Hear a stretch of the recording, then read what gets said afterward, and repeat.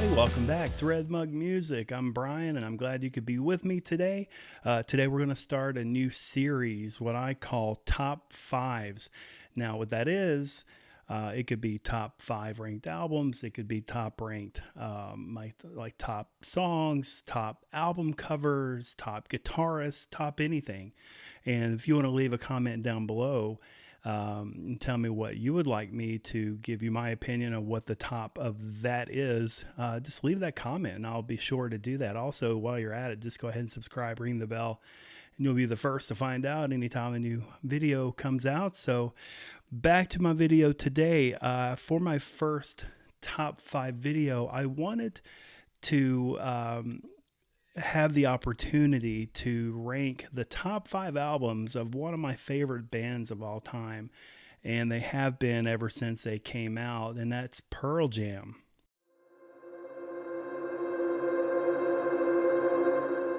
Pearl Jam was a huge part of my college days, and Pearl Jam almost single-handedly changed how I saw music. And I'll get back into that later on, but I'll just get into who they are in case you've never heard of Pearl Jam. And if that is the case, there's something wrong with you. So Pearl Jam was formed in 1990 in Seattle. And they came about because Pearl Jam was, some of the members of Pearl Jam was in another band called Mother Love Bone. And that was fronted by singer Andrew Wood. Well, he ended up passing away. So Ament and Gossard, they teamed up with McCready Vetter and then past member at the time, Dave Cruson. And that later became, he was replaced as a drummer. He was replaced by Dave Aberuzzese. I don't know how to say that. That's the best I could do. And when they hit the scene, like I said, I was completely floored by this music. I mean, this is the only time in history where I remember since the 70s that I heard music that transformed me. It made me it erased everything. And I've never heard music like this before. And it was mesmerizing, and I instantly became a Pearl Jam fan. So what I want to do today is I want to rank their top 5 albums based on my opinion, but I'm going to tell you why I have the opinion that I have. So we're going to start with number 5. Now, number 5, I'm going to consider number 5 their most overranked album. And it's not going to be popular. My opinion is not going to be popular, but it's going to be 1984, or it's going to be the 1994 release, which was their third album, Vitalogy.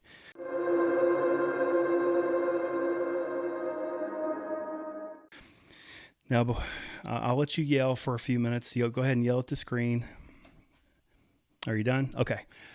Here's why. I found Vitalogy to be somewhat of a disappointment after 10 and Versus. It was a whole lot more experimental sounding, which I thought allowed it to drag. During the recording, this is some things that I found out, and maybe this is why I don't like the album. During the recording of Vitalogy, the band, they were struggling with any kind of collaboration.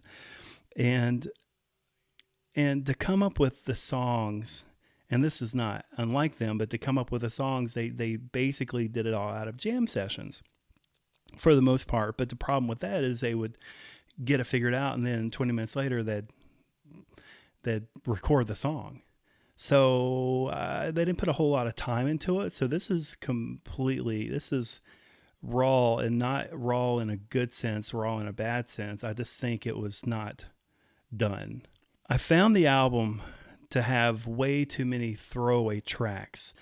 For instance, Pride 2, Bugs, Devanita, and Stupid Mop. That's 13 minutes of what I consider unnecessary and sometimes ridiculous tracks that I would rather be hearing better stuff. I found it hard to listen to, and all the way through. And I don't ever listen to, I mean, I have, of course, because that's how I know I don't like the album as much as your average Pearl Jam listener does.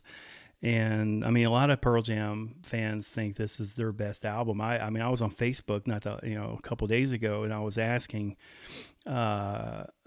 questions about Pearl Jam, which I need to stop doing that, because Facebook, like Pearl Jam groups, they are kind of vicious, and they don't really understand what I'm doing, and they just tend to be a little ridiculous. But like I said, it's 13 minutes of unnecessary music, and I just find it hard to listen to it. Now here's why it's number 5. And the reason why people probably say it's their favorite album is because songs like Last Exit, Not For You, Nothing Man, Corduroy, Better Man, Immortality, these tracks are fantastic. And they're very, very powerful. And I'm sure these are the reasons, or some of the reasons, why people love this album. And that's all well and good, but the problem is I'm not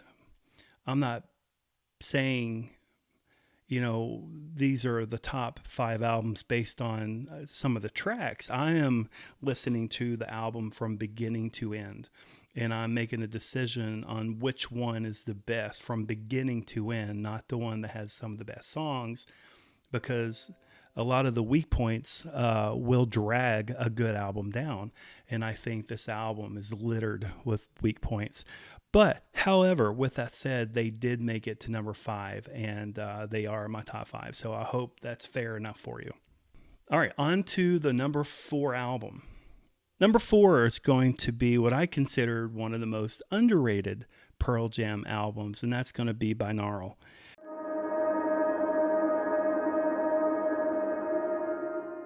Now, this is an album that a lot of Pearl Jam fans were not ready for when it came out.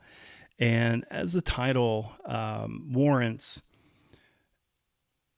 they use an experimental recording method called binaural. And what that is they recorded, it was a technique in which they put 2 microphones in front of instruments, or anytime they did a recording, in front of the amp or whatever, to give it a more of a live, or kind of like a feel like you're in the room. So it's going to be a little bit of an echo, and it's just going to give a little bit more of a fuller live sound. So like I said, they used 2 microphones. They put it in front of the recording, the amp or the drums or whatever, and that's how that would get that sound. And this kind of recording technique is made to be heard through like earphones. So if you haven't listened, if you're unsettled on binaural, listen to it with earphones, and I think maybe you'll change your mind. Because trust me, when I first heard binaural, I wasn't the biggest fan, but over time I learned to appreciate it to the point to where I think it's one of their best efforts.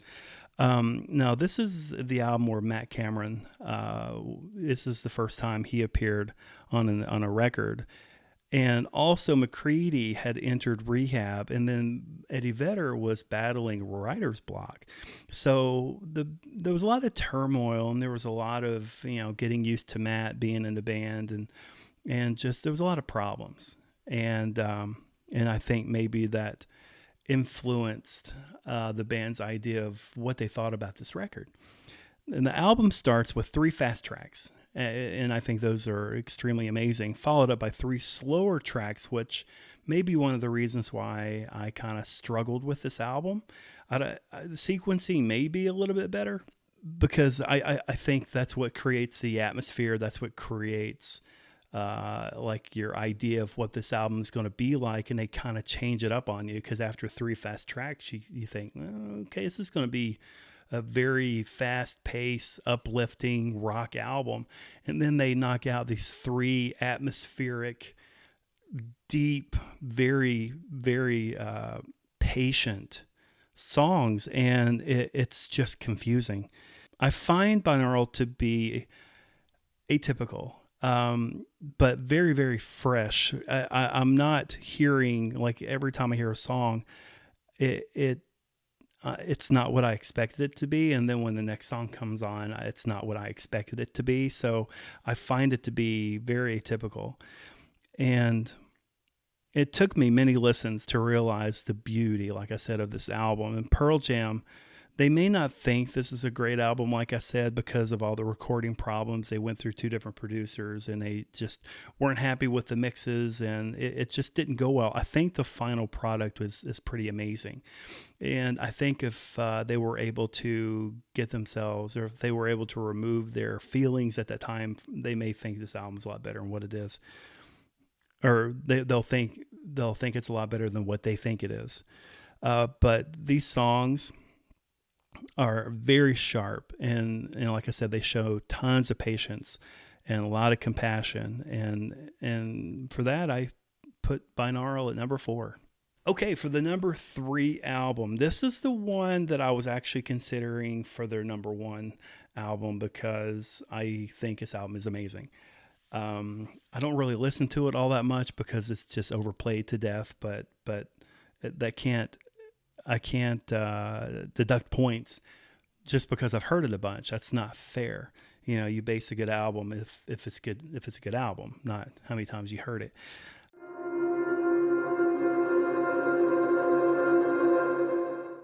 This is the album 10, like I was talking about in the beginning. It came out in 1991. This album single-handedly changed everything for me. I can talk about 10 from a very personal position here, so it didn't really take as much research for me to learn more about this. But like I said, it changed how I listen to music, and it raised the bar to what I expect a good album to be like. And again, I don't mean to be redundant here. This was the game changer for me.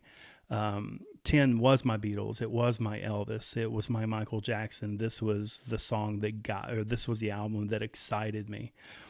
And this is one of the few times I can say there's not a single bad song on the entire album.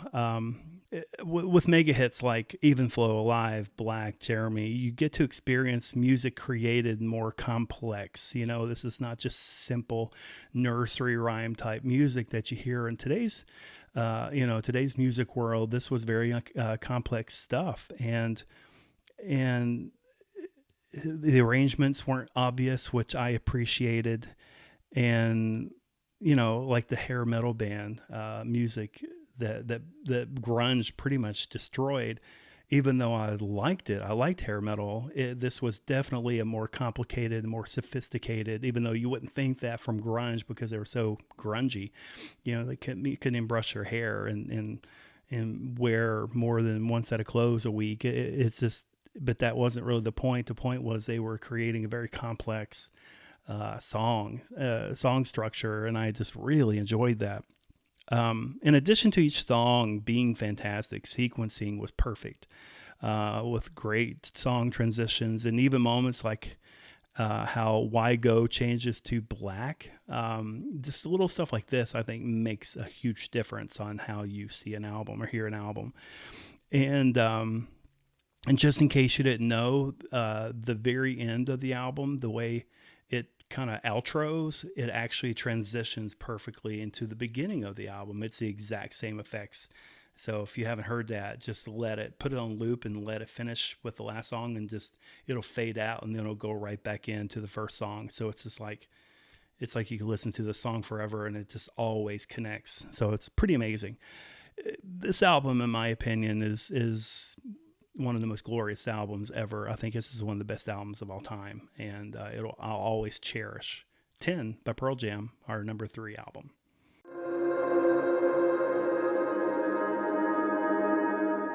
Now for number 2, I went with the album Yield. They're released from 1998. Now, after the release of Vitalogy, I actually stopped listening to Pearl Jam, as you can see. If you listen to what I said about them, I was just really disappointed. Even though it's a good album, I was just disappointed with what I heard. And so I ended up missing No Code, which I think is another overranked album, and Yield. And Vitalogy, again, like I said, was such a disappointment. I just assumed Pearl Jam were going to a place that I just wasn't going to enjoy.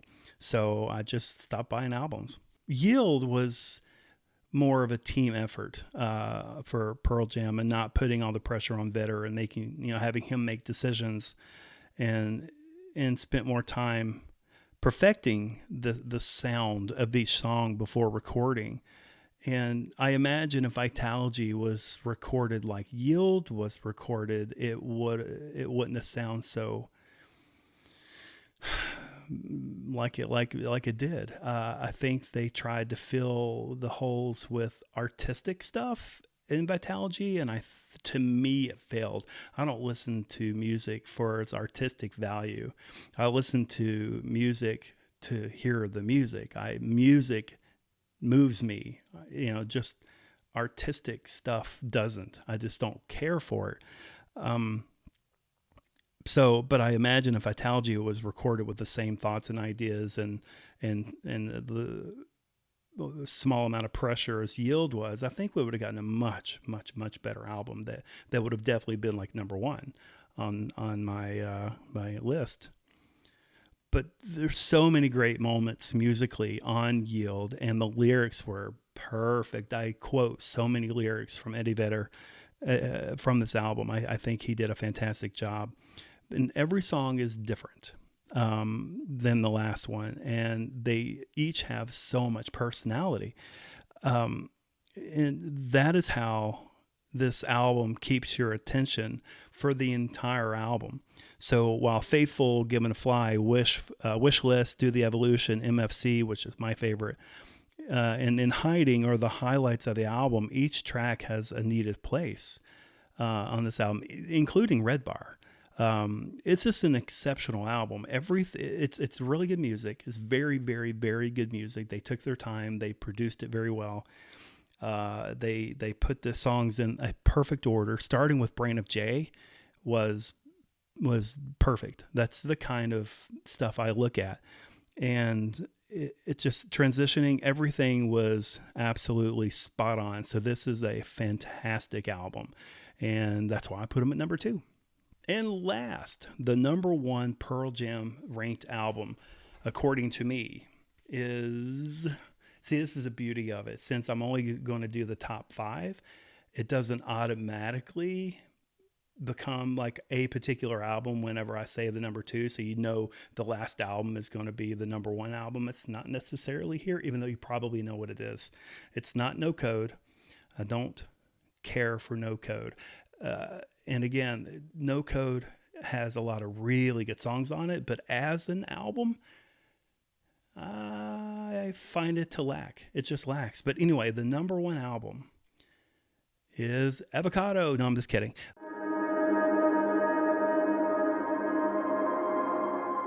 The number 1 album is Versus. Versus is, I think, their best effort they've ever had. And trust me, there's other ones that I can talk about. And if you even squeezed like Backspacer or even the newest one, I mean, they're all really good, but Versus is absolutely my favorite album. And well, it's not my favorite, but it's the one that I appreciate the most because I think their efforts really went a long way, and I think it touched the most amount of people. And I think just musically and artistically, even though I'm kind of contradicting myself, I think this was perfect. So in Versus, Pearl Jam did not fall victim to the sophomore slump. Actually, quite the opposite. So after 10, Versus made an attempt to match the efforts of 10. Well, they were just, we were so big, let's just try to create more good music. But what we got was more of a raw and aggressive, but very relaxed sound. Now, it was raw and aggressive because that's what they created, but it was relaxed because they took their time with it. Songs derive from jam sessions, like I said, with Vitalogy, but the difference between Versus and Vitalogy is in Versus, they took their time after creating the song and they recorded it and got it perfect, and then they would go on to the next. They took time. Whereas as Vitalogy, they just, okay, now we know it. Let's record it. Okay, next. Just they just went through too fast. Each song, like Yield, has a personality, has a wonderful personality of their own, and each bringing so much depth to the album. The riffs on this album are some of the best in the Pearl Jam catalog. And they're very tight and very defining, very memorable. While the lyrics, again, just like Yield, are just so good. I mean, so many lyrics because I don't listen to lyrics. I don't care about lyrics. I don't care about what the artist is saying. I like the music. I like the voice of the singer, but I don't care about what they're saying. That's why I'm able to listen to so many bands that are preaching or ideas that I don't care about, and that's just how I am. I can get by what you're saying as long as you're saying it in a very nice, fashion. But in this album, Eddie Vedder's lyrics and how he sang it was very justice doing for these songs. So it was just beautifully spot on. I mean, if you really go through the album and looking at it right here, if you go An Animal, Daughter, Glorified, G, Dissident, WMA, Blood, Rearview Mirror, Rats, Elderly, Woman, Leash, Indifference, it's all good. I was actually just going to name the ones that I thought was good, and I ended up naming the entire album. Each song is as epic as the last, and the sequencing was perfect. They did a great job. I love how they started it, and I liked how they transitioned from one song to the next. And this defines what a great album is.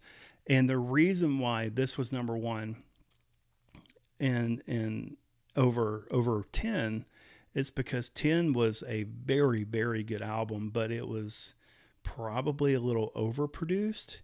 And I think they were trying to get it perfect, and it was a little bit more poppy, even though it isn't, if that makes any sense. But Versus was what I think 10 should have been. I think if they could have recorded 10 the same way they recorded Versus, 10 would have been 100 times better. And I consider Versus and Yield to be very similar. And so that's why Versus number one, Yield number two, and then 10. So that's it. That's the top five. It's Vitalogy, Binaural, 10, Yield, and Versus.